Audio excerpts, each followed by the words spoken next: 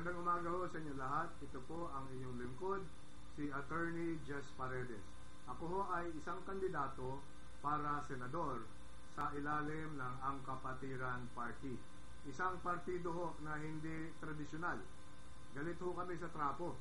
Ayan ho ang dahilan kung bakit ilan ho sa aming kasamahan ay kumakandidato sa darating na halalan upang maski ho pa isa-isa, pa ilan-ilan, mapaltan na natin ho yung mga hindi kanais-nais at hindi kailangan sa pamahalaan na kung ang gawain lamang po ay yung imbis na magsilbing tunay sa taong bayan, yung makialam sa pera sa kaban ng bayan.